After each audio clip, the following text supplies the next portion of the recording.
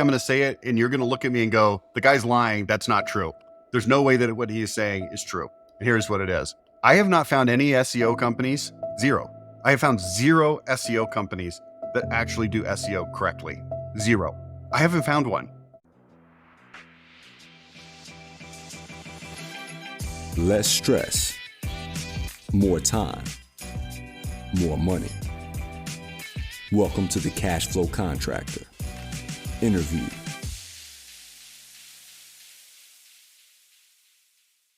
Martin, I know you were just boring our guest with your conversations of your travels to Utah and beyond this summer. Where you got 4 of you in a car and drove where? 4 of us in the F-150. F-150, I'm sorry. Started in Denver, went to Pagosa Springs, Ghost Durango, Mesa Verde, Monument Valley, Page, Utah, Zion, Bryce Canyon, Moab, and then back to a little known town in Colorado. So yeah, 1,600 miles. 1,600 miles. Yeah. Very nice. Worth it. The most popular road trip vehicle, the F-150. Yeah, that's what I was going to say. That couldn't have been that comfortable. Well, what are you talking about? What do you mean? No, this thing was like 11 hours old. He bought it. Oh, it's a got brand a new monitor one. that's bigger than the windshield. And they're all like that now. You walk huge, by like a with TV screen on the dash. With a key fob in your pocket, you walk by the truck and the windows fold out, the doors unlock, and the rails go down. If you keep on going, you can hear it lock behind you and the rails go up. And that stuff's cool, but I don't want any of it because it's all something that's going to break. And it's going to cost right. that module for that thing is $11,000. Okay. Yeah. No, it's comfortable. You can play basketball in the back seat. Yeah. Yeah. And Rich, you're in Utah, but we were talking before this, you don't go south that often. Yeah, I went down there a couple of years ago because, I've lived in Utah about a little over 5 years. Mm. And so I decided to go down there and take a look. And it's like, oh, yeah, that's awesome. That's not really my thing. Yeah. Yeah. It's pretty dry and deserty. Yeah. I live up here in the mountains, and I really enjoy that. Yeah. Do you get to ski a lot? Bad knee, so I don't. Yeah. I never skied until I moved here, and I frankly was not that good at it. It's scary. You don't want to learn skiing at age 50. Yeah. True. Yeah. Where were you before Utah? Dallas area. Yeah. Born and raised in Dallas. Lived there my whole life. Wow. Yeah. So we're up in Oklahoma, not far from Dallas. Man, no very comment. Different. No comment on Oklahoma from a Texan. Yeah. Are you a UT fan? Yes, more than no. Okay. I'm not super into college sports. I'm more Mavericks, Rangers, Cowboys, World Series, Mavericks. But yeah, I lived in Southlake for 15 years, and our boy Quinn Ewers is the quarterback now down at Texas. So this weekend is actually BYU, which I live right next to, versus Texas. Yeah. So in BYU at BYU, nearby. I think BYU. I live near BYU. I live about 10 minutes away. Okay, and are they playing at BYU or are they playing down in Texas? I think it's at Texas. Quinn Ewers is injured, so he's out. But I'm still rooting for Texas over BYU, and I went to BYU, so that tells you. Oh wow, nice. Yeah, my the Sooners will be there in like 2-3 weeks, something like that. Yeah. So that'll be a big one, man. Be a big win for the Sooners, I'm sure. Oh yeah, they're okay. Well, I don't know, man. That's going to be a rough every other environment. year goes both ways. Oh, you mean against BYU? Yeah, against BYU. Yeah, no, we don't look at them that way. We don't at all. I don't look at anything and say, "Oh, there's one." Ever. They're very solidly average this year. Right. Yeah. Well, I think that's how a lot of local businesses would describe their Google My Business or their SEO as very solidly average, maybe worse. Kind of trying to segue in here. I can tell you, it's worse. What's like the worst Google My Business? I'm assuming that's a big part of local SEO that we're going to touch on today, but what's like the worst you've seen, worst case? Well, so you got to understand what Google My Business is. It's a directory owned by Google. Right. So it's easy to do bad at Google My Business because to optimize it, you have to post content to it continually. Most companies don't. We do audits. You can tell how frequently and how recently it's been updated. And generally, normal case scenario, people are updating their Google business profile once a month. Bad case scenario, every couple months. Worst case scenario, never. Rare case scenario, they're updating it and posting to it, weekly, which is what you should be doing. And most just aren't. Wow. Interesting. Yeah. I mean, Martin, you and I have gotten some questions around this recently, from what tools to be using to, see what keywords you should use and what you should be posting, stuff like that, to even some people that are doing some automations for replies to reviews. But I'm excited to kind of dive deep into this. Let's kind of give a little bit of background though. So you're from Dallas, Rich, but you're with a really awesome organization that we've followed podcast wise and from a distance, Level 10 Contractor. Why don't we dive into that? How did you get started as Level 10 Contractor? Well, so Level 10 Contractor is about the fourth iteration of this business. I started in 1994, so we're 29 years next month. Wow. Gone through some different iterations, got back heavy into contractor marketing in 2005. Started an organization that was doing training via webinars. It's a subscription-based model. And I had a problem with that business that companies would quit after either 1 or 2 years. It was an annual subscription. And I'd ask them, why are you quitting? And is it the content? What is it? And they're like, no, we love it, man. It's great. But number one, we just really don't have time for it. And number two, we can't actually take this stuff and do anything with it because we don't know how, and we don't, we're not experts at it. And they kept asking me to actually do stuff for them.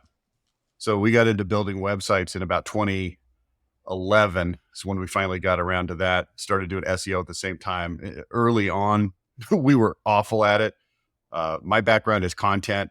If you would have come to me in 1995 and said, hey, I need help. I worked with a client in 1996, Smith Roofing, the biggest roofing contractor in Texas. And we're writing their Yellow Pages ad back in those days. But, we could write a Yellow Pages ad and get 5, 10, 15, 20x better results than they used to get. So that's my background, not Yellow Pages, but writing things so that it works better. Content. So then we got into websites. We're good at writing content for websites, but we didn't understand the technical part of it at all. We were terrible. And it was an evolution over the next 5-6 years. And then we rebranded our company. It used to be called Monopolize Your Marketplace.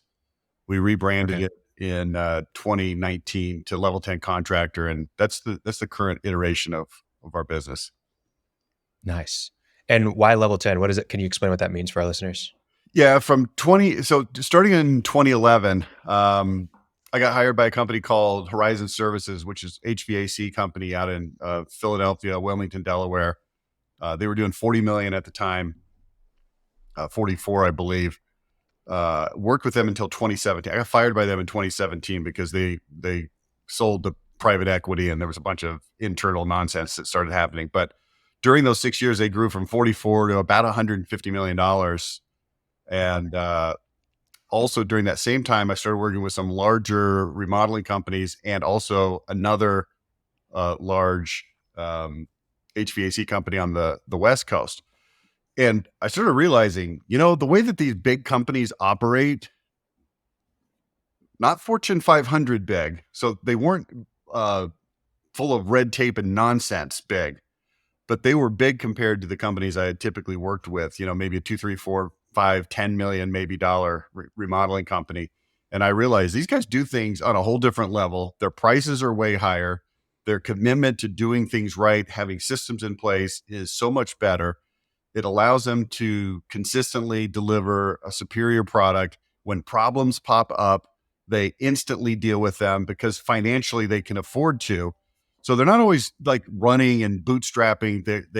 They have a business model that allows them to excel.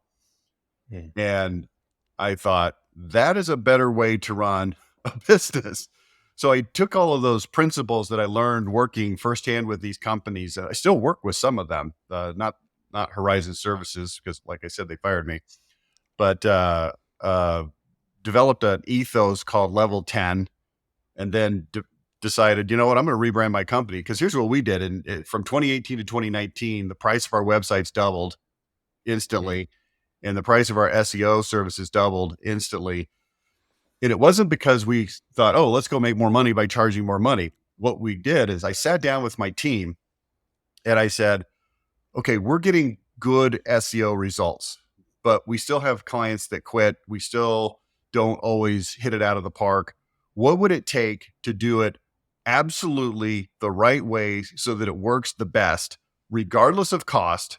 That's what I want to offer now, both in websites and SEO. And they said, oh, well, we would have to do, and they listed out all the different things that would need to be improved that we couldn't previously do because our price point was too low. We couldn't afford to do those things. So in conjunction, or not in conjunction, in accordance with those philosophies and principles that I'm learning from these large companies, I said, to heck with it. We're just going to sell it at the premium price, but it's going to be the absolute level 10. That's the kind of the moniker for that. That's what we're going to do. And if you don't want to pay for level 10, that's fine. Not everybody does. Yeah, it's a different mentality that I wish more contractors would take on. A lot of them are fearful of losing the sale because they're so tied up in maybe a death spiral of, I need this job to be able to pay for the last job situation. Correct. And it completely ruins them. But if they would stick to their price, if they wouldn't make concessions, then they would be able to operate more like a level 10 company. Love that. Well, I wrote a book that came out in 2019 called Unlocking Unlimited Lead Flow. Subtitle was something like A Blueprint for Remodeling Home Services Company to Make the Jump to $10 million. And so it covers a ton of, basically I brain dumped what I know about marketing into that book. It's a 400-page book, but the whole first part of that book has nothing to do with marketing. It talks about the marketing mindset, raising your prices. Here's how to raise your prices. Here's why you need to raise your prices. Here's how to get more money for what you're selling. Here's how you commit to excellence. Here's how you raise your standards of quality. Like, it's the prerequisite for running a level 10 company is you've got to get your crap together, get your prices in line. I'll give you an interesting story. I've got a great client out in Muncie, Indiana, a guy named Clemens Home Solutions, Sean Clemens. And, things are kind of slowing down. That's the word on the street. I'm hearing it from a lot of people. This guy just busted out his first $1 million month in September, a couple months ago. Now, a lot of things came together. It was kind of an anomaly, but still, directionally, he's trending up right now. And I was talking to him, said, like, what's going on here? Why are you able to do this? He says, last year, 2022, he said, we raised our prices a little bit here and there because our costs kept going up. He said, this year, early in the year, I bit the bullet. We raised our prices across the board 23%. 23%. That's a huge increase. Out of that increase, here's what happened. He lost half of his sales team because they couldn't sell at that price. His average sale went up. His number of jobs went down, and he's making more money, more sales and more profit. Exactly. It's crazy how that works. Tune. Yeah, singing our tune I for see in sure. your background that you got a book called Profit Problem. I'll bet this is in there somewhere. That's all it's about. The title is Profit Problem, and the subtitle is, they say, make money, so why don't I have any? But we talk about mindset, everything. It's that idea. One thing that you said, you were just saying for yourself that you did it. This is what what it costs to do it right. Yeah, and that's my line that I give contractors when they need to raise their prices. Well, what do I do if there's somebody out there bidding? And they say, well, how come he can do it for that? Well, you don't talk about the other guy. You say, I haven't got any idea, but I've been doing this for X number of years, and this is what I have to charge to do it right and take care of you if there are any problems. That's the end of the answers. Just what you said. Well, then, you got to charge what it takes to do it. So here's the real problem, though, that people run into. It's like, okay, we're going to raise our prices. We're going to increase the caliber of the service that we're delivering. Got it. That's all good. But then they run into this problem. How do I get people to want, how do I market this on the front end? And this is where what we do, this, like since 1994, since we started, the guiding principle behind what we do is something called identity. Identity is communicating with power, precision, and passion, who you are, how you're different, why you're better, what people can expect when they do business with you. It's telling your story. It's building a case like you would for a jury. So if you've got these super high prices and you're relying on your salesperson in the home to be your first line of defense to be able to sell at that higher price, you're really hamstringing yourself. You've got to soften the ground, to use a war analogy or a planting analogy or some kind of analogy. I don't know what it is. You've got to soften the ground ahead of time. Advertisements that are talking to people about, here's how we're different, here's how we're better, here's what we do that sets us apart, here's what you need to know that you probably don't know because you don't ever buy, new windows or whatever it is they're selling. And helping people understand. When they come to the website, now the website's going to educate you on who we are, how we're different, why we're better, tell our story, use, again, power, precision, and passion. Okay, so I'll give you an example of this. One of my clients, been working with these guys for about 8 years, Jericho Home Improvements. Got together with them, kitchen and bath remodeler. They're high end. They're way more expensive than their competitors. And they said, look, we're hiring you because we want to tell our story better. I said, great. Tell me what it is that you do that's different and better. And through that conversation, multiple things come up. So I'm going to just narrowly focus in on one. They said, well, we use higher quality products. I said, okay, what do you mean? Well, like the actual stuff that we're using in the kitchen and bathroom remodels, they're higher quality. Okay, so take that concept and put it into, let's just say, a radio advertisement, because we're on a podcast and it's audio. So here's what most people would do. Hey, call Jericho Home Improvements. We use the highest quality materials. We use the highest quality fixtures, the highest quality, tub, tile, installers. Everything's highest quality. So call us. Those are called platitudes. They don't work. They don't move the needle. People expect that you're going to say that. So I dig a little deeper and I say, okay, give me an example of something that you guys do that's higher quality. Like, how does that manifest? And there was multiple examples, but here's one that sticks out. They said, well, the faucets that we use are higher quality. Okay, well, tell me about that. Well, they're Moen faucets. Okay, so what? Well, they're higher quality. Okay, like, what do you mean higher quality? And the guy started getting pissed, right? Because he's like frustrated that I'm not just accepting this answer. And he goes, here, let me go grab one. And he pulls out, he goes, this is made in America. It's all metal. It's heavy as blank. And it's awesome. And he says, here, feel it. So I grab it and I'm like, yeah, this, just feels quality. And I go, so what do other people use? And he goes and he grabs one. He goes, they're using this. It's cheap. It's plastic. This one weighs 10 pounds. This one weighs 1.5 pounds. And the light bulb goes on over my head. So now you write a radio commercial that goes something like this. Hey, when it comes to remodeling your kitchen, everybody wants to know how much does it cost? But what you should be asking is how much does it weigh? At Jericho, we only use the highest quality materials. For example, we use American-made, all-metal Moen faucets. They're going to last a lifetime. They look fantastic, and they weigh 10 pounds each. Our competitors use cheap imported plastic faucets. They wear out. They don't look good. They weigh about 1.5 pounds. What would you rather have in your kitchen? A faucet that weighs 10 pounds or one that weighs 1.5 pounds? Yeah. It's just called storytelling. Right. Yeah, it's amazing. And I think it's so true that that's the much better ad, and it piques my interest, and it makes me like care about something that I previously didn't really think about in such specificity. But I thought about, I want something high quality. I think for a lot of contractors, especially, they kind of have this thought that what they know, everyone else knows. A lot of experts get into that, where they kind of have this head trash that like whatever I know is kind of table stakes for everybody else. And I've got to think of something that's above and beyond. But the reality is a lot of our customers don't even know like the details of like the materials we use and how it's different and why it matters and the impact to the process and all this stuff. What was was it Schlitz beer, Martin? The example that we talked about long ago, how they had the advertisement. This is Claude Hopkins. You're going back. Yeah, Claude Hopkins. Advertising.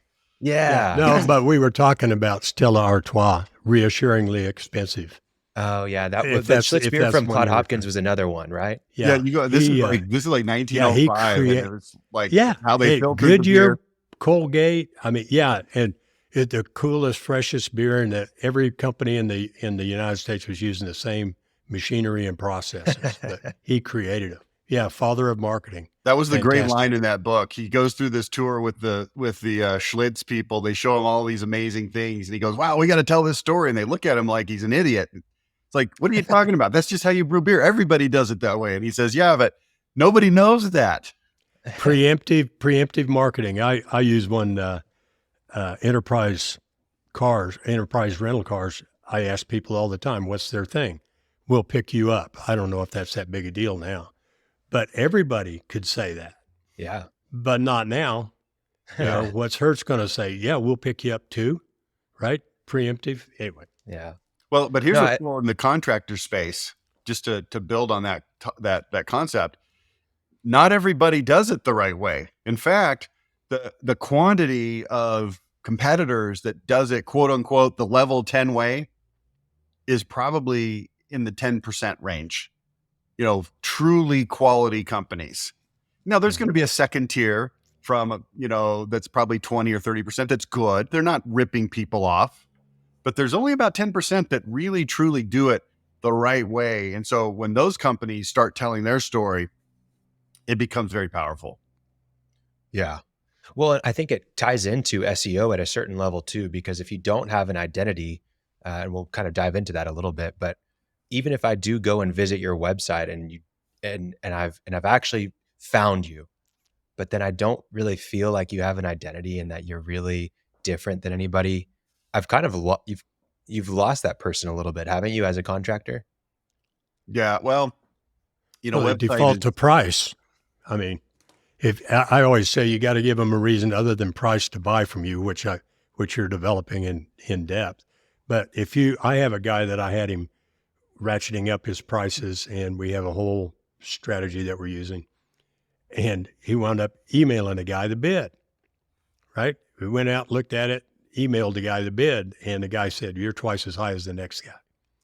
What should I do?" I said, "Well, we're a little late for that because it's just what you got too." There was no identity, no personality, no belief that, hey, this guy really is different, because he just got an email. Email has a number in it. Compare two numbers, take the low one. Yeah, you've got to take the time to build the case. You can't assume that anybody knows anything. Website's a great opportunity to build your case. You can put as much information on there as you want. And as long as you organize it properly on the site, people can, it's like an accordion, right? You want, pull it wide. You can go in there and look at as much as you want. If you're not that interested or you don't have much time, you can, squeeze it down to just a little bit. It gives people the option to educate themselves at whatever pace and quantity they want. But yeah, one of the things we do is website audits. So it's like, hey, let's take a look at your website. We're going to audit it to see how the identity is, some of these SEO things that we'll talk about in a minute. And so there's three different categories of scores on the website audit. One of them is conversionability, which is a measurement of how well your site does at converting traffic into leads. Okay, regardless of where that traffic came from. If it came from advertising, came from digital advertising, came from, organic search, whatever, it doesn't matter. How well is that site doing? And a big part of that is going to be building your case with identity and then social proof. And identity, so first of all, the average score that we see on these website audits is 27 out of 100 of the aggregated score of the three sections, 27. And the average score that we see on the conversionability section, I haven't actually taken time to average it, but it's going to be even lower. It's going to be probably 20. Companies, they are not telling their story on their websites. They're just not. Here's what their websites say. Hey, look at these beautiful pictures. We do this thing. We sell this thing, whatever it is, siding, air conditioning, roofing, whatever it happens to be. And, it comes down to a beauty contest, not to get too outdated and weird here, but it's like the old Miss America competition. It's like, okay, there's 50 women from 50 states, and guess what? All of them are beautiful. Like they don't let ugly women into the Miss America pageant. That's not how it works. Sorry, hopefully that's not too politically incorrect. No, you're fine. We get it. This is what's happening. It's like, oh, look, we're going to compete on our website by how it looks, but we don't have any substance behind it. And so if somebody sees your website and then they see another competitor's website, 2, 3, 4, guess what? They're all aggregated right there for you by Google. And if they all kind of look the same, you're not going to really have much of a competitive advantage just by quote unquote looking better. The aesthetics of the site are It's like in the Miss America pageant, it's the entrance. Of course you're going to be beautiful. Now, and I think in 2023, we've caught up, with this whole Miss America thing. It's like, no, women are a lot more valuable than just how they look. Let's learn more about you. Let's learn more about your company. What is it that you do that makes you different and better besides just having a quote unquote nice looking website? You know how easy it is to have a nice looking website in 2023? All you got to do is go find a WordPress template. There's 50 billion of them. They cost anywhere from $20 to $200. You have to find somebody on Upwork that you can pay literally $150, and you can have a 20-page website that'll cost you less than $500 that looks absolutely beautiful. Yeah. So if you think that your beautiful website is going to be some kind of a competitive advantage, you're wrong. It's the price to, what do they call it in poker? It's the ante. Just to participate, that's the minimum requirement. Right. Table stakes. Thank you. Yeah. Yeah, absolutely. And I think even now there's like AI tools. You can literally just put in a prompt like, I am a plumber in West Virginia and I offer residential plumbing services. And then it'll design a website with stock imagery and some random generated text. But that doesn't necessarily mean that it's going to resonate with the customer, right? Well, you've got two issues at stake here. Okay, because my company sells websites, and our typical website is a lot more expensive than $500. A lot. Yeah.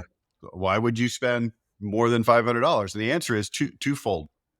Number one, what that random AI generated website or the website that the guy on Upwork is going to create for you for $500, the content, the story that is going to tell is going to be abysmally bad, if that's even a word.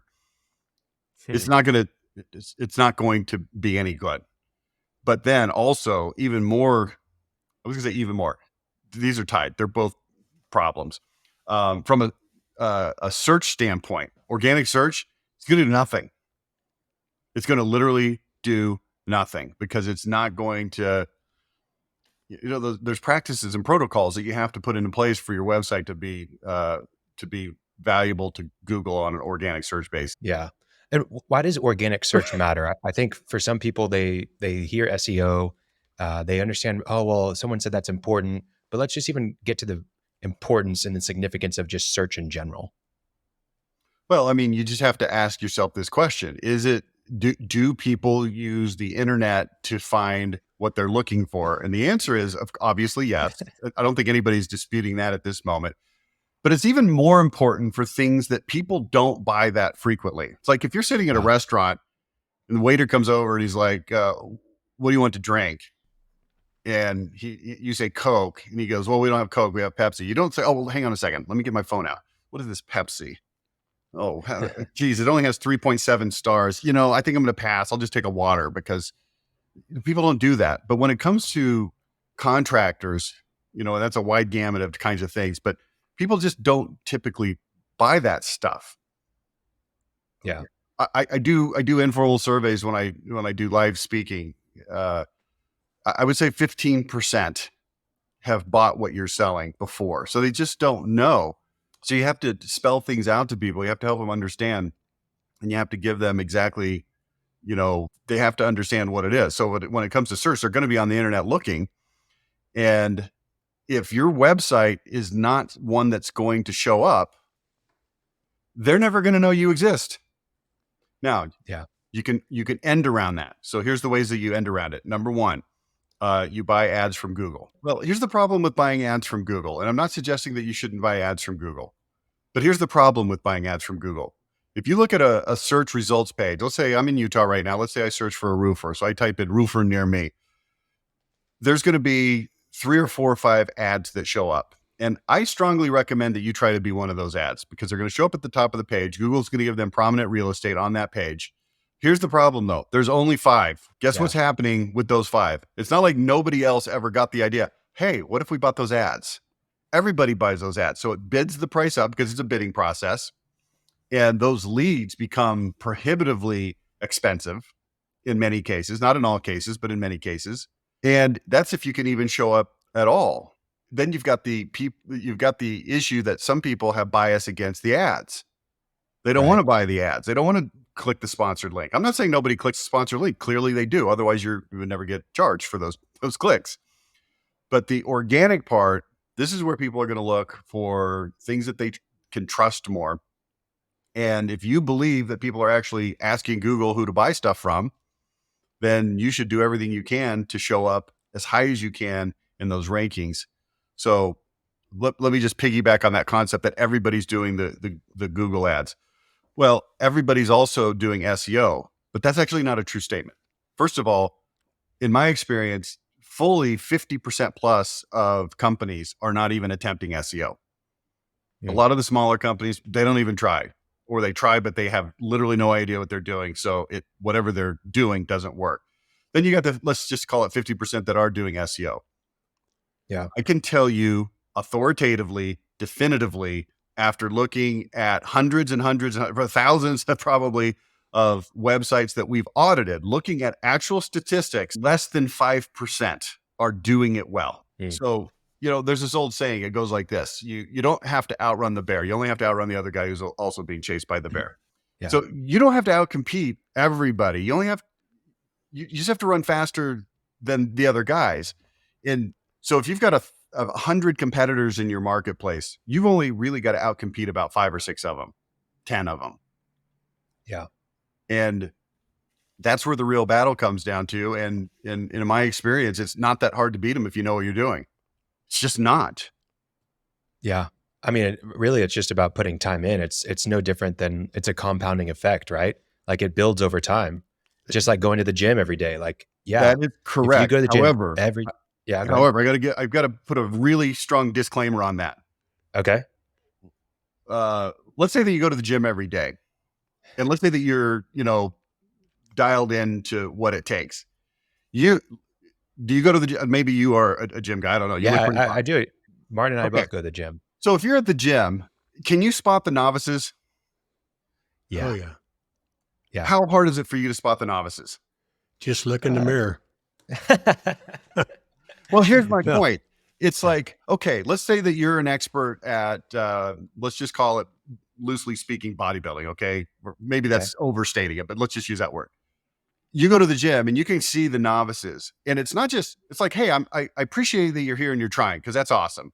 Yeah. But if you keep doing, Mr. Novice, sir, what you're doing right now, you can do that thing for the next 20 years and it's not going to make any difference because you're doing the wrong thing. So it's not just simply a matter of repetition. I'm going to tell you, man, I see so many websites, 500 service area pages. Now, we haven't talked about service area pages yet, but here's what service area pages are: a very important part of any contractor's SEO strategy. Okay. So awesome. You've really leaned heavy into these service area pages. This is not an uncommon thing. It's an extreme example because the number is high, 500, but the numbers are frequently lower than that, fewer than 500 service area pages. But here's the point. Those pages are doing literally zero from an organic search standpoint, which means not only are they not helping you, it's actually hurting you. You're actually doing worse than if you hadn't paid anybody to do anything at all. Very common. So it is really, really easy and common to completely screw this up, even though you're quote unquote trying and doing your best. Yeah. Hey, let's define a service area page real quickly, because I don't know what you're talking about. Okay. So there's 3 main kinds of pages on a website. There's not precisely only exactly 3, but there's 3 major kinds of pages. The first kind of page is what I call core pages. These are the pages that are going to be visible, obviously, from the main navigation on the website. So if it's a bathroom remodeling company, you go to their website, there's on the main navigation, home, services, and then services might have drop down: showers, bathtubs, aging in place, whatever. Those are the services. And then there might be a why us section, a reputation section, an about us section. Those are going to galleries. Okay. These are the core pages. These are the pages that when you're on the website allows you to see the different various things that this company does and about this company. Okay. Core pages. Then there's 2 other major kinds of pages. These are going to be service area pages and blog pages. Now, these are the pages that are tasked with driving traffic to the site. Now, the core pages can be optimized so that they are recognized by Google and they can receive some traffic. But the heavy lifters are going to be the blog pages and the service area pages. So here's what I'm going to do. I'm going to put a little bookmark on the service area definition for just a second. And I'm going to back up for a minute because I need to explain something about SEO that almost nobody knows. And it's very basic. Here's what it is.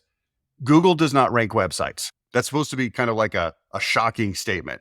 What do you mean Google doesn't rank websites? Well, here's what Google does do. It ranks web pages.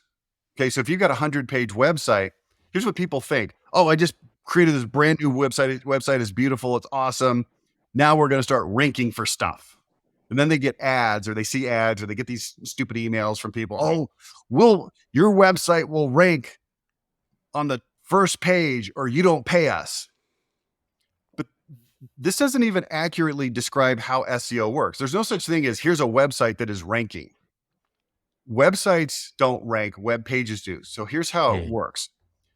I'm in a town called Linden, Utah. Okay, this is where I live. If I'm looking for a roofer, we'll just stick with roofers for no particular reason. We could easily say windows or concrete or anything, but I'll just stick with roofers.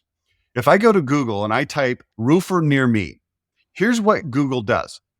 It looks at the literally hundreds of billions of pages that exist on the internet, and Google makes this determination.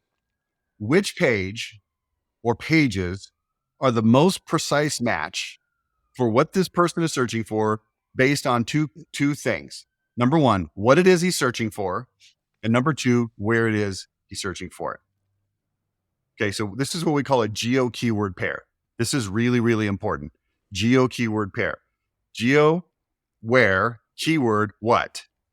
So Google's going to look for, are there any pages that are optimized for what this person is looking for and where they're looking for it. So here's who's going to win that search in terms of the companies that have their websites. The company that has the correct page on their site or pages, could be multiple pages, that are optimized for that geo-keyword pair, which in my case is something called Linden and roof repair. So if you're a roofing company, let's say, and you've got a website, it's got 30 pages, why choose us? Here's the kind of roofing things we do. Here's some pictures, galleries. Here's some reputation things. This is typical stuff, okay? You will lose in search if my client who's competing against you creates a very specific page. Okay, now here's the answer to your question. Service area page. A very specific page that says, that is dedicated to roofing repair in Linden, Utah. Now, that page has to be executed at an elite level or it will fail. Okay, and this is what I was saying earlier to give you, some backfill, some context for you. Oh, I've seen websites that have 500 service area pages and they don't work. It's not enough to say, we need to create a service area page for Linden, Utah roofing repair. If you don't execute that properly, go back to the gym analogy. Is it possible to, I'm going to say this generically because I'm not you can probably tell by looking at me, I'm not a weightlifter. Generically speaking, just lifting weights is not the full answer. Like, yes, lifting weights, that category is right, but doing it properly with the correct technique, the correct muscle sets on certain days and intervals between training and recovery. There's so many things that go into it.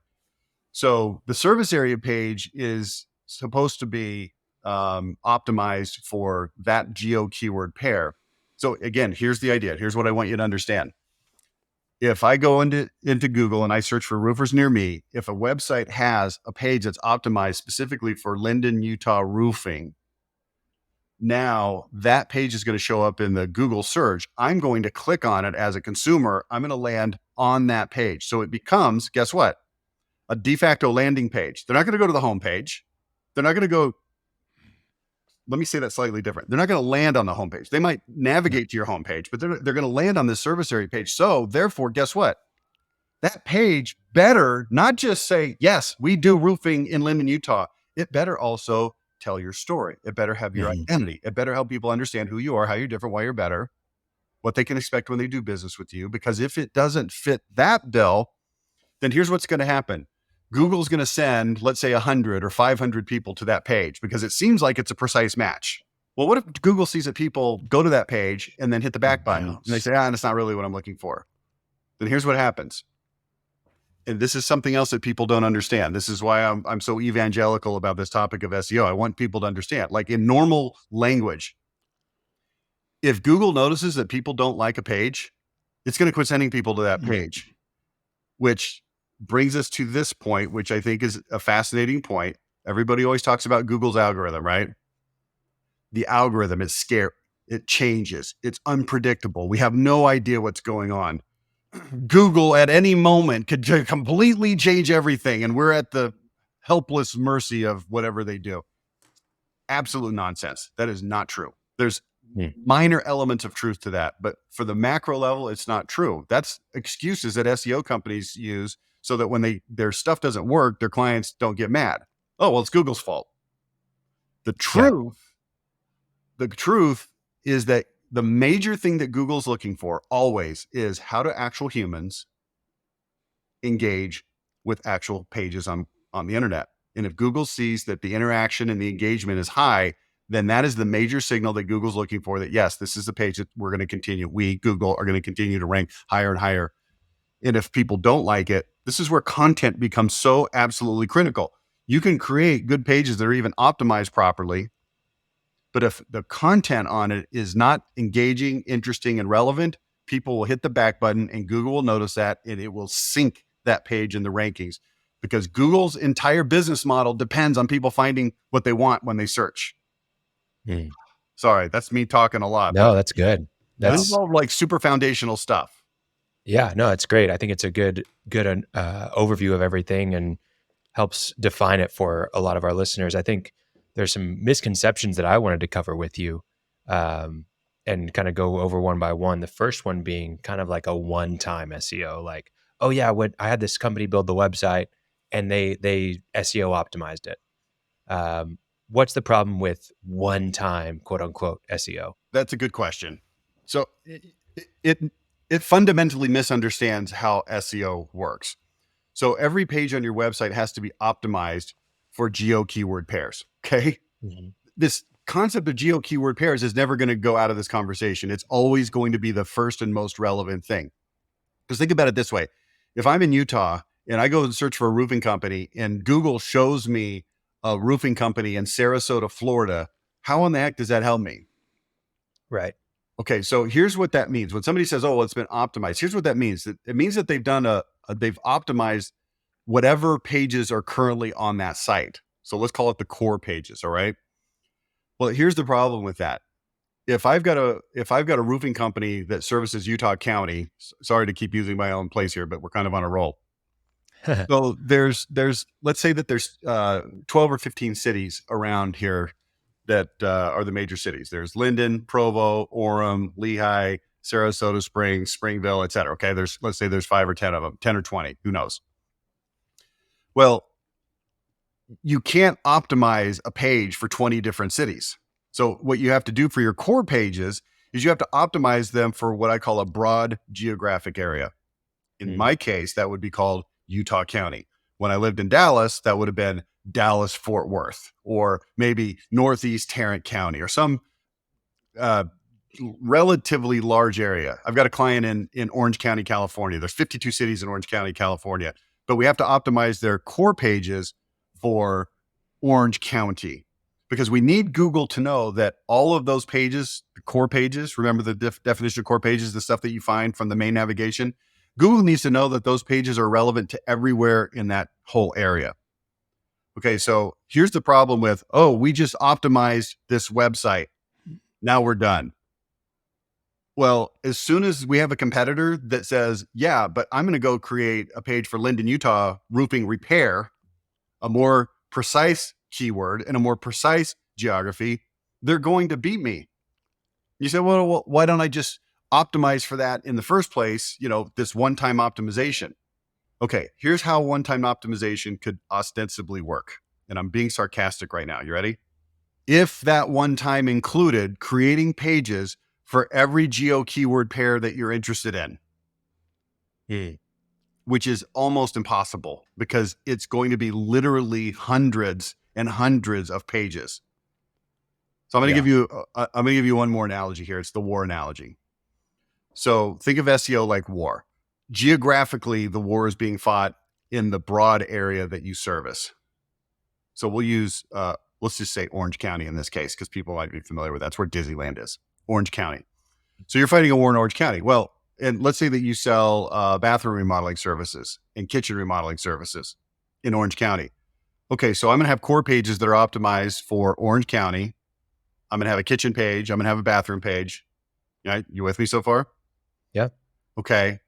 But if I want to get traffic from the specific cities within that, I have to create the actual optimized pages for that geo keyword pair. So I have to go in and I have to create a Brea page for kitchens and a Brea page for bathrooms. And then I also have to create a Fullerton kitchens and a Fullerton bathrooms page. And I have to also, 52 cities, I have to go through this. Now, there also could be subdivisions of kitchen remodeling. There could be cabinet refacing. There could be countertops. Bathrooms, there could be tub to shower conversions, shower to tub conversions, tub and tile replacement, aging in place. All of these need to have their own page because the more precise I am with these pages, the more likely I am to show up high in the search rankings. May I ask you just a simple question occurs to me. Can you use the same keyword and change the geo, pretty much the same text? Or so I've got a great bathroom model for La Brea and I want to go to Fresno. Can I just change that? Or do you get discounted for having the same thing? That's what I'm asking. Yeah. Yeah. So the answer is no. You can't just change the word. You have to actually rewrite the entire content. It's a little bit complicated, but we haven't even talked about things that need to happen on that page to show Google, to send signals to Google what the geo keyword pair is. There's very specific protocols for that. Most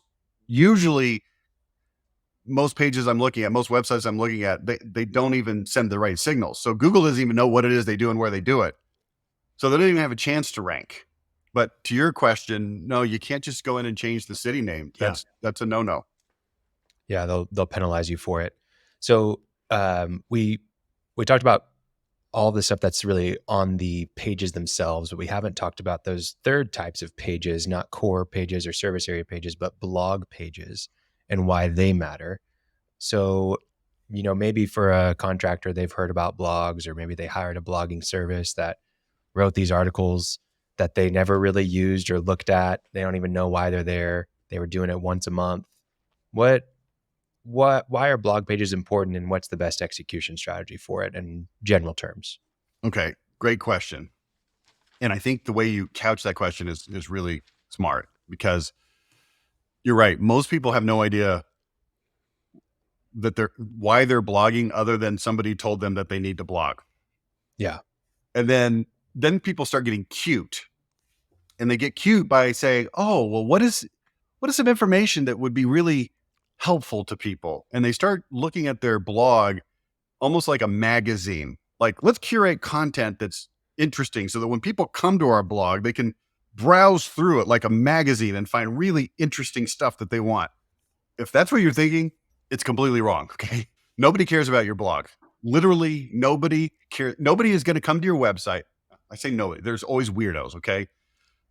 The 98% of people are not going to come to your website and go, oh, here's a roofing company. Oh, look, they have a blog. I wonder what kind of interesting roofing topics they might have available for me on this blog. Nobody's going to do that. Here's what the blog exists for. Every blog that you do should be optimized for a geo keyword pair. Now, here's what you're doing with blogs. You're taking more granular keywords and you're creating content around those more granular keywords. Okay, so if I've got kitchens and baths, I might have a kitchen core page, and I might have a bathroom core page. But what I want to do, there's tools that you can use to do this. It's not important what the tools are, other than just to know that there's tools that says, here's the search terms that people are actually searching on Google within the domain of, let's say, kitchen remodeling or bathroom remodeling. So I'm just looking at my screen here. I'll give you an example. Pros and cons of walk-in tub. This is something that people are actually searching. This is a keyword phrase that people are searching. So we go to the tools, and the tool says, hey, this is an actual phrase that people are searching for. So we create content around that specific phrase. So we create a blog called Pros and Cons of Walk-in Tubs. But that's not, here's a huge mistake people make on their blogs. They don't geo-optimize them. So they create this great article about pros and cons of walk-in tubs. And let's give them benefit of the doubt and say that they wrote a really nice article. 75, 80, 85% of the time I see these articles on websites, they're not geo-optimized. Google doesn't know where they're relevant. And people just sort of assume, well, it's on my website and I'm in Orange County. So doesn't Google just know that this is relevant to Orange County? And the answer is no, because Google doesn't rank websites. Google ranks web pages. And unless that page is sending all of the specific signals to Google to let it know precisely what that page is relevant for and where that page is relevant, it's not going to work. So then second best, here's what people will do. They'll say, okay, well, we'll optimize this for a broad geographic area, Orange County. So they might write this blog, pros and cons of walk-in tubs in Orange County, California. Okay, that's better than not having a geo-optimized tag at all, okay? The problem is I can outcompete you by simply creating an article that says pros and cons of walk-in tubs in Chula Vista, California, which actually is in San Diego, but you get the idea. Right. More precise. So here's what you got to do. So let's go back to the analogy I gave you earlier. You're fighting a war, okay? And the area is Orange County. We never actually finished this analogy, so I'm going to wrap it back together here. You've got to look at the geo-keyword pairs as the battles that you want to fight. Because when you fight a war, you don't just like, all right, we're going to go fight the whole war at the same time. You don't fight the whole war at the same time. You fight by individual battle. And every time you build a page that is optimized for a geo-keyword pair, bathroom remodeling, Chula Vista, California, that's a geo-keyword pair. That is a battle. So here's how the analogy helps you understand this. The more troops that you put into that battle, the better chance you're going to have of winning against your competitors. So when it comes to Chula Vista, let's say that that's a battle that I want to be fighting, geographically speaking. And for the listener, here's what I want you to be thinking. I want you to think, what are the top 5 or 10 cities, specific cities in the areas that you service that you want to be doing very, very well? You know, as in Dallas, Fort Worth, well, where do people have money? Southlake, Colleyville, Keller, Highland Park, Plano, Allen. Okay. Think for you, listener, right now, listen to me and write this down. What are the top 5 or 10 cities you want to be in? Okay. So those are the battles that you want to fight. So here's what you want to do. You want to create content that is optimized. The more pieces of content, pages that you put on your website that are optimized for those geo-keyword pairs, those battles, the better chance you have of winning. So let's say it's a real battle in a real war. And sorry, I know that's real sensitive now because there's actual wars that are all over the globe and it's horrific. So I don't want to minimize that by using it and talking about it as SEO, but it helps people understand. If the competitors cumulatively have 50 troops in that battle and you send 1 troop into that battle, how are you going to do? Terrible. Okay. So here's what we want to do. When it comes to Chula Vista, again, I know I'm jumping all over the map using different examples. It doesn't matter. It's all the same in terms of optimizing for the areas you want to be. Here's what my client does. I've got a client there called Sugarman's Bathroom in San Diego. Chula Vista is one of multiple cities that they're interested. It's a battle that they're fighting. We create literally 6 service area pages for that area. We create it for walk-in tubs.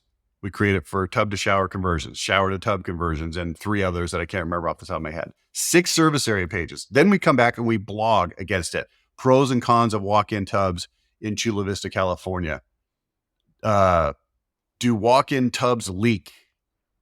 But where do we get that keyword phrase? Well, we got it from the list that the tool provides us. This is what people are actually searching. So we create a blog. Do walk-in tubs leak in Chula Vista, California? And I'll tell you this right now. To to see how this works, you and or your listeners, go to Google, go to a incognito window. So Google doesn't know your search history. So it's not going to be biased towards things that you've already been to before. Okay. Literally type in, do walk-in bathtubs leak Chula Vista, California. And here's what will happen when you do that. You will see a blog that comes up from a company called Sugarman's Bath. And you will see that this comes up literally first in the rankings. That's what we're trying to do here. That's the whole point. Now, you might do this and it might come up second or third or fourth. You might say, well, that guy Rich, he doesn't know what he's talking about. Well, things change day to day, week to week. So maybe by the time you hear this and do that, it might not come up exactly first. But as of today, it comes up first. Other companies are still battling. They're putting their troops into the battle. So it's an ongoing thing. But this is how it works. We create geo-keyword optimized content. And so for this example of Chula Vista, California, for this particular client, we literally have 6 service area pages and we have 5 to 10 blogs. So let's just say it's 5. So we've got 6 service area pages, plus we've got 5 blogs. We've got 11 troops in that battle. I really like my chances of showing up in organic search. That's a really good breakdown. And I like the analogy because it makes it much more understandable for people. I think the next question that I'm sure comes to mind for a lot of contractors, and I've heard this in conversations with people, is, I can't afford it. That's not really a focus right now. But I think it's really good for people to understand the ROI, or even just the metrics and performance that they'll get from something like SEO for their business in terms of a lead generation, how many leads they can maybe count on receiving from this. How do you calculate that? What is the average result that you're seeking for each business that does SEO as a service? Okay, so as usual with me, it requires a bit of an explanation. So let's take a pay-per-click and let's contrast it. Let's say that you run a pay-per-click ad for bathroom remodeling in Chula Vista, California. Okay, so and let's say that you spend, I'm going to throw out a random round number, $1,000 on that. Let's just go even lower. So let's just say it's $1,000. So you spend $1,000. Okay. You're going to get a certain number of clicks. You're going to get a certain number of leads because you're going to direct that traffic specifically to the right page on your website. Okay. That's optimized for that search term. And let's say that it gives you, out of $1,000, it gives you 4 leads for a $250 lead cost. Okay. That's our baseline. Great. I think everybody listening to this podcast would go, hey, that's fantastic. I would love to have that ROI on my pay-per-click. Okay. So now it's month 2. What are you going to do in month 2? Well, you're going to run the same ads again. You spend the same $1,000 again. And let's say you get the same 4 leads again. Great. Month 3, another $1,000, another 4 leads. Month 4, month 5, blah, blah, blah, blah, all the way down to month 12, month 18, month 24, whatever. Okay. So you have this sort of formula. So now let's take SEO. Let's say that I pay somebody to optimize my website for bathroom remodeling in Chula Vista, California, because that's the example we've been using here in the most recently. And let's say that I spend $4,000 to create 10 pages that are optimized specifically for Chula Vista, California. Some service area pages like we just talked about and some blog pages. Okay, so here's how most people think about this. They look at that pay-per-click and they go, okay, I've spent $1,000, I got 4 leads, $250. I like that. Great. They're going to keep doing that. And by the way, that's a good ROI. Keep doing it. I'm not saying that's a really smart thing to do. But here's what they do. They look at this $4,000 and they say, okay, well, what can I expect in terms of return on investment on that $4,000? And then maybe in month 1, they don't get any leads because Google hasn't even indexed that page yet. And then in month 2, Google's indexed it, but it hasn't started really, it hasn't got a lot of traction with Google. So maybe you get 1 lead and you don't sell it. Okay, now I just spent $4,000 and I've got 1 lead that didn't convert. Well, guess what? Those pages are still there. You don't have to come back next month and spend more $1,000 to create those 10 pages again. They just sit there on your website. So now month 3 rolls around and you get 2 leads and you close 1. Okay. Now month 3 rolls around and you get 2 more leads and you don't close any. And then the next month you get 2 leads and you close 1. Then the next month you get, 3 leads and you close 1. And the next month you get 3 leads. Now here's where I'm going with this. I'm not trying to promise that on month 11, you get precisely 4 leads and you close 1. I'm not trying to make that specific of a claim. I want you to look at this holistically macro level from the 30,000 foot view. You put those troops into those battles and now they're there permanently fighting. So you can't look at this and say, well, my return on investment in month 1 was terrible. And in month 2, it was negligible. And over the course of the first year, even my $4,000 investment in those troops, I'm going to use the analogy, the word troops. I got a total of 6 leads and I only closed 2. So that was 2 sales, $4,000 of cost. That's a $2,000 cost per sale. Well, guess what? They're still there next year and the following year and the following year. This is what makes SEO such a great long-term investment, is that as those troops perform and as they get traction and as Google realizes that people actually like these pages that it's sending people, you actually go up in the rankings for that geo-keyword pair. And you will then get leads forever from this investment. Yeah. You can't measure every channel the same. The metrics have to be different. The perspective has to be different. SEO being one of those channels, Google Ads. Then you've got like Google Local Services, pay-per-lead services like Angie's List or Home Advisor, social media ads, organic social, all the different channels that are out there that you can be running. You can't measure them off of the same exact metrics. Ultimately, some are short games, some are long games, right? Well, here's another way to look at it. Okay, so let's say it's a $4,000 investment. You get those 10 troops, they go into battle. Here's the question for you, Mr. Business Owner, Mrs. Business Owner. What kind of return do you need to get on that $4,000 investment for you to feel like it was worthwhile? And most contractors would say, well, if I got a 10x return in sales, then that would be ideal. Okay, $4,000, so you need $40,000 in sales. Do you guys agree with me that would be a reasonable return on investment? That would definitely be reasonable. If there's a contractor listening to you right now says, I would not accept that return on investment, then I don't have any words for you because you're hopeless and helpless. Okay, so we got a 10x, $40,000. Okay, great. How many sales do you need to get $40,000? Let's say that their average sale is 10,000. Okay, so 4 sales. Great. How many leads do you need to get 4 sales? And let's say that they close 1 out of 3. So we need 4 times 3. We need 12 leads. Great. Here's why I'm going through this math exercise with you. It's not academic, it's real. Because here's what you need to understand about that investment that you just made in those 10 troops that you put into that battle. After you get those 12 leads and you make those 4 sales and you do that $40,000 in revenue, everything now after that is absolutely 100% free.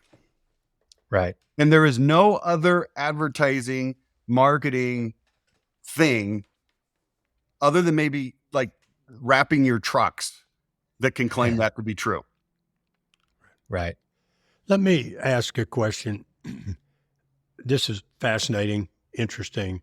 We've got people out there listening. They're thinking, I'm not going to personally do that. This is way over my head. I got a company to run. They want to go hire somebody. I mean, I've seen this many times. I hire somebody to do SEO. They go along for 3 or 4 months, fire them. Nothing happened.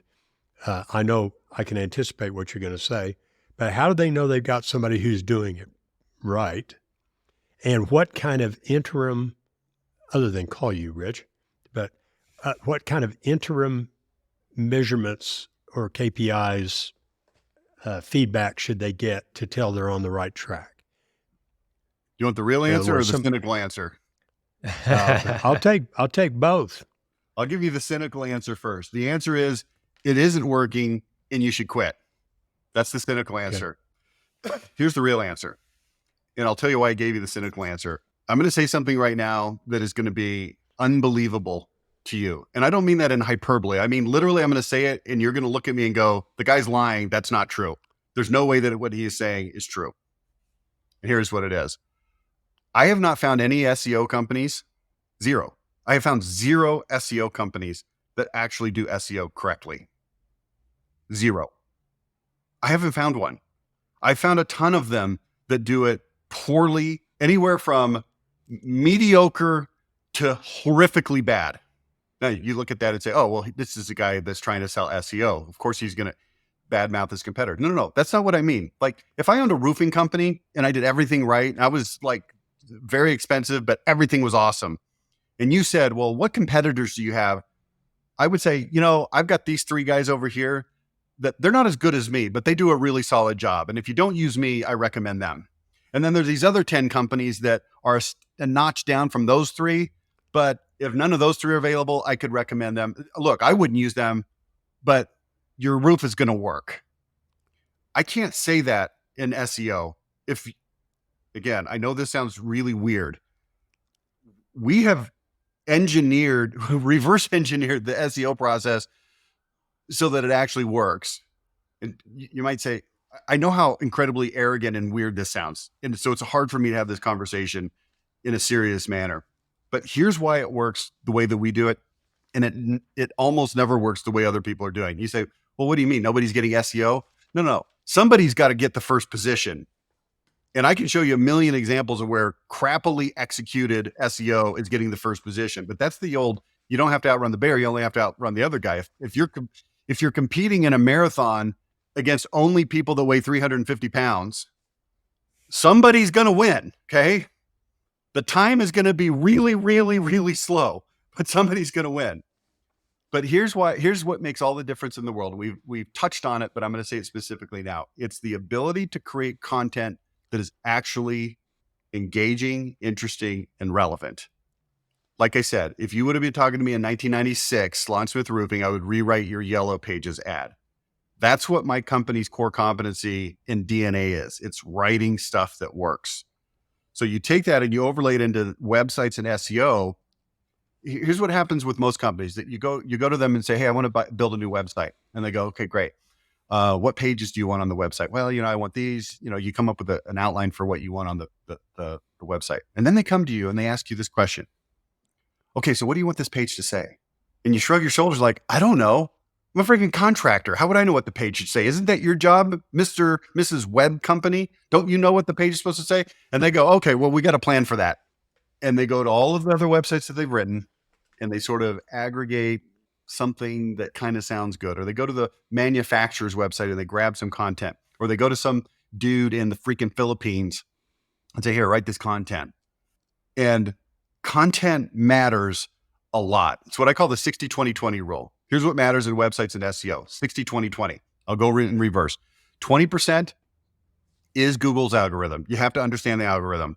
It's way easier than people think it is, but you have to understand it. So it's 20%. It's not 90%, 20%. 20.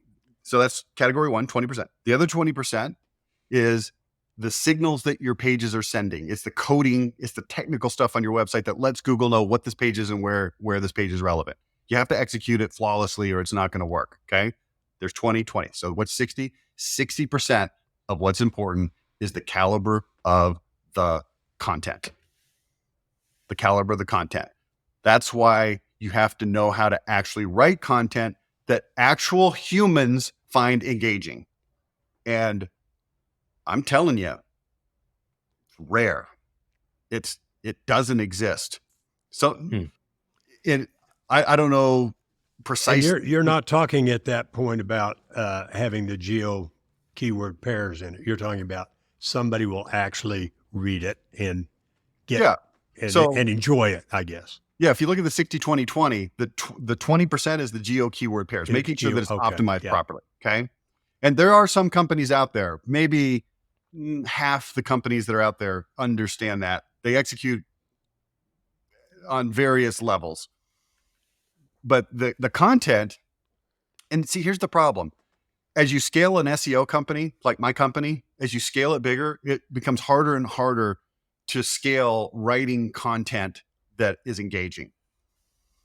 It's really hard. So, some of the biggest companies that service this industry for SEO and websites, they're big companies that are owned by private equity firms that are trying to cheap out, and they're using, who knows, AI. They're using the Philippines, who knows. And the content is not good. And let's just have a little chat about AI, just very short. Oh, AI is going to revolutionize this. No, it's not. All AI does is AI is input in, input out. And all AI is doing is it's creating more crappy content that Google hates faster because it's copying the nonsense that the humans are writing that sucks. Yeah. And how does Google tell whether or not a human is engaged in that content? Very by simple. the fact that they did Well, here, bounce. let me ask you, what do you think? How do you think Google would know if somebody's engaged in content? That they don't leave promptly, that Yeah, they read it's it. called dwell time. How long do they stay on the page? Do you know that Google looks at a page? Every page that Google looks at, it makes an estimate of how long somebody should stay on that page based on the type and quantity of content that's on that page. So let's say that Google looks at that page and says, 45 seconds. And then the average amount of time people spend on that page is 12 seconds. Google's like, that page must suck. You got to understand, Google is a robot. And it's a really good robot. It's a very sophisticated robot, but it's still a robot. So think about this. Let's say you're in a town. You've never been there before. It's dinner time. You want to find a restaurant. And you see these two restaurants side by side. The one on the left, the parking lot is jammed. It's an hour and a half wait to get into that restaurant. And the one on the right, there's nobody in the parking lot. And you can get a table right away. And there's only like 2 or 3 tables that are taken. Question for you. Which restaurant is better? Yeah, we're going to the busy place. You say, wow, man, we're really hungry. We don't have a lot of time. I guess we'll try this one over here. All right. But Google's just looking at it going, well, everybody's over there. Apparently, that's the best one. Who's going to show up higher in the rankings, that restaurant or this restaurant? And Google's going to go this one every single time. So, man, sorry to kind of end on a downer. No, not at all. But I mean, I get historically people spending money on SEO and just saying, well, apparently it's not working. And I mean, I'm not a marketing guy. I'm a business coach, but marketing is part of it, and direct them in the right direction. And there are other principles to it besides just SEO, of course. But yeah, people just dump a bunch of money in it and then they go, well, I'm not seeing anything. And then they quit. And then maybe they try it again, or maybe they get somebody in the Philippines to do it for them. And there are some people that everybody's been burned so many times. Everybody's jaded. Yeah. I'll tell you a funny story. I did a website audit review with this lady. She was the marketing director for this company. She wasn't the owner. She was tasked with the web part and other things in marketing. So we looked at her website audit, and this is the one I was talking about earlier. It had over 500 service area pages. Okay, well, that means that this SEO company was really dialed in on service area pages. We can run a report using a software called SEMrush. It's the industry standard software that'll tell us how many keywords Google is ranking on each page of the website. Okay. So the more keywords that are ranked by Google, the better. So if you've got a page on your website that is ranking for 500 keywords, that means that Google's going to find a hit, and that's really, really good. Here's a really bad number, 0. Okay. If Google is ranking 0 keywords on a page, that means that there's absolutely, literally no chance that Google will ever rank that page for anything, anywhere, anytime, under any circumstance. Because Google has looked at that page and said, no, there's nothing on here that we're ranking. This company had over 500 service area pages. It was like 525. I'll just say 500 for our conversation. And I remember this. There were 52 keywords that SEMrush detected. Out of over 500 pages cumulatively, only 52 keywords were being ranked at all, which means that there was hundreds and hundreds and hundreds of pages that had been created by an SEO company that had literally 0 traction with Google. Let me make a finer point on this. They were paying tens and probably over years, hundreds of thousands of dollars for a company to create pages that were not working, that were doing nothing. I'm getting passionate about this, but I can't even emphasize they weren't barely working. They weren't working a little bit. They were doing 0, and probably cumulatively less than 0, because Google's looking at all this going, what is this nonsense? This woman was in tears on the call with me, figuring out how she was going to explain to her boss that she had managed this process where nobody over the course of years had thrown their body on the tracks and said, why are we creating pages that are doing nothing? Now that's an extreme example only because the number of pages was high. I see that exact same story multiple times a week, but there's just fewer pages. They only created 42 pages that are doing absolutely nothing instead of 500. So it's a little easier to swap. Yeah, man, that's crazy. One aspect of SEO that we haven't touched on that I wanted to, maybe we can gear towards wrapping up with this, but is that we've talked a lot about on page. I want to talk about off page SEO and link building, and people talking about how that plays into the role of your ranking and search. What is it? Why does it matter? How does it work? What should you think about that? Link building in this industry, I'm going to make sure I use that qualifier, in this industry is massively overrated. Okay. Now, And why is that? Overrated doesn't mean it's not important. It means that people attach too much importance, more importance to it than they should. Here's why: because it's exceedingly difficult to build meaningful links within this industry. Okay, because when you start talking about link building, the very first thing you have to ask is links from where. Okay, and for people that don't know what we're talking about, maybe you've heard of link building, but you're not really clear on what that is. Here's what it means. It means that if I can get a third-party website, some other website that's not mine, to link to my website, from their website to my website, then Google looks at that as a positive sign that there's other websites that like my website, so therefore that's a positive thing. And it's true. That is a true statement.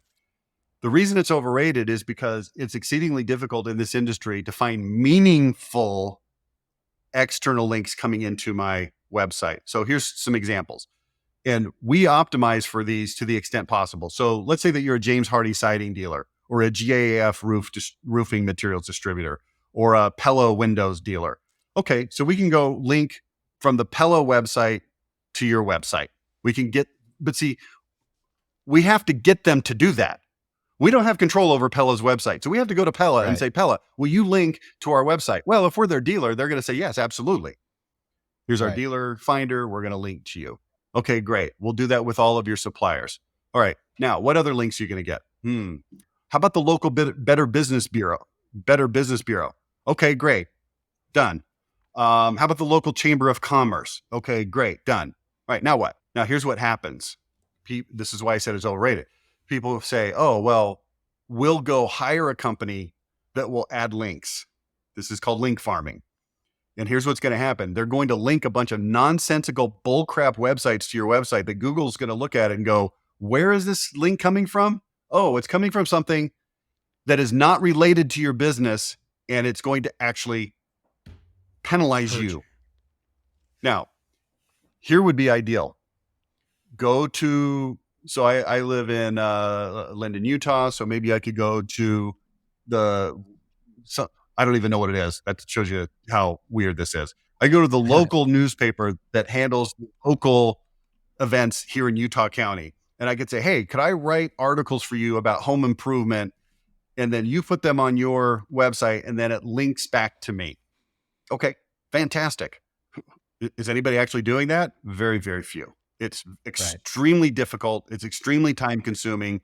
And the pop that you're going to get from that is relatively small. Plus, it's going to link to specific page.